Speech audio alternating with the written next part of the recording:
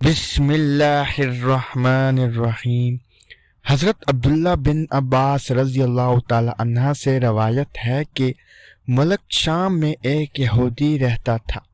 وہ ہفتے کے دن تورات کی تلاوت کیا کرتا تھا۔ ایک دفعہ تورات کھولی تو اس نے 4 جگہوں پر حضور اکرم صلی اللہ علیہ وسلم کی تعریف و توصیف دیکھی تو یہودی نے وہ جگہ کاٹ کر جلا دی۔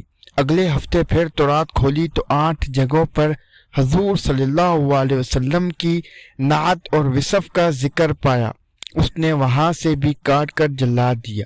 تیسرے ہفتے تورات کھولی تو یہی ذکر بارگاہ جگہ موجود پایا۔ یہودی یہ سوچنے لگا کہ اگر میں یوں ہی کرتا رہا تو ساری کی ساری تورات اس ذکر سے پر ہو جائے گی۔ اپنے ساتھیوں سے پوچھنے لگا کہ حضرت محمد صلی اللہ علیہ وسلم کون ہے؟ تو انہوں نے جواب دیا کہ تمہارے لیے بہتر یہی ہے کہ نہ تو اسے دیکھو اور نہ وہ تجھے دیکھے۔ یہودی کہنے لگا کہ تورات کی قسم مجھے اس کی زیارت سے نہ روکو۔ تو ساتھیوں نے اجازت دے دی اور وہ اپنی سواری پر سوار ہو کر رات دن منزل بمنزل چلتا رہا۔ مدینہ منورہ کے قریب پہنچا تو سب سے پہلے حضرت سلمان فارسی رضی اللہ تعالیٰ عنہ سے ملاقات ہوئی۔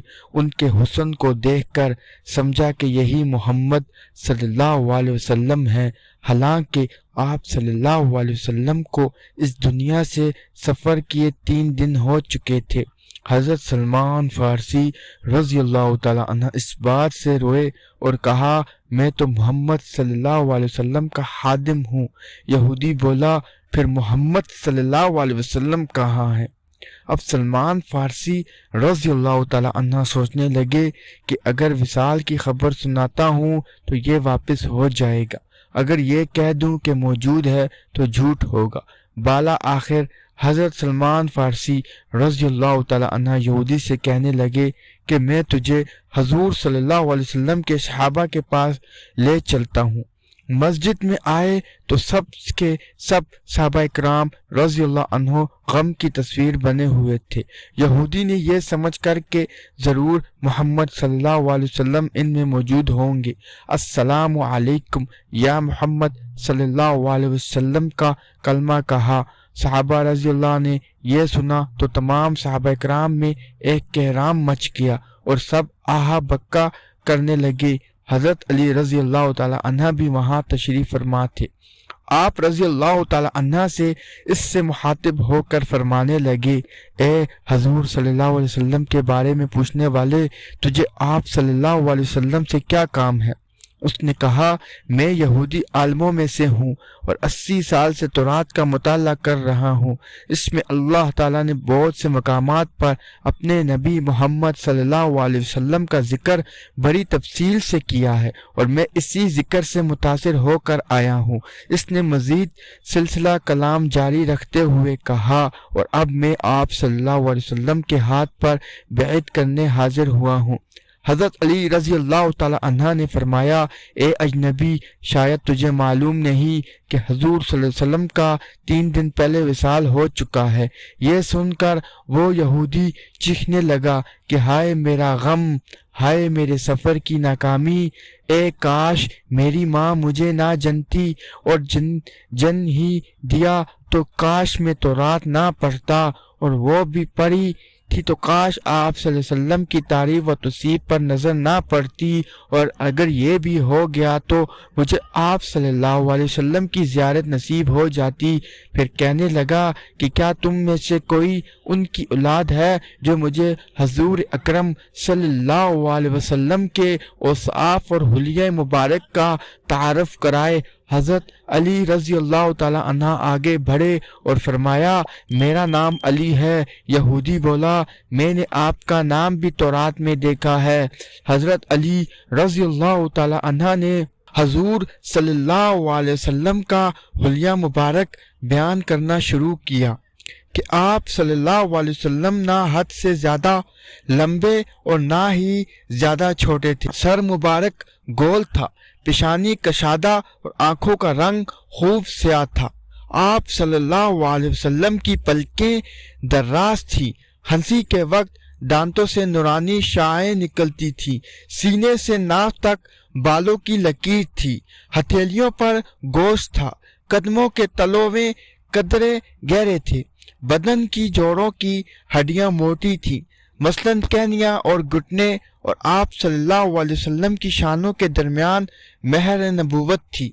यहूदी कहने लगा, ए अली रजी अल्लाह ताला अन्हा, तूने जो कुछ बताया बिल्कुल सही बताया। तो रात में आप सल्लल्लाहु अलैहि वसल्लम की तारीफ व तौसीफ इसी तरह मौजूद है। फिर कहा, मोहम्मद सल्लल्लाहु अलैहि वसल्लम का कोई कपड़ा मौजूद हो तो मैं उसे सूंघना चाहता हूँ। हजरत अली रजी अल्लाह ताला अन्हा ने फरमाया, हाँ सलमान, जाओ और फातिमा रजी अल्लाह ताला अन्हा से कहो कि रसूलुल्लाह सल्लल्लाहु अलैहि वसल्लम का जब्बा मुबारक जरा भेज दे। हजरत सलमान फारसी रज़ी अल्लाह ताला अन्हा दरवाजे पर आए और दरवाजा खटखटाया।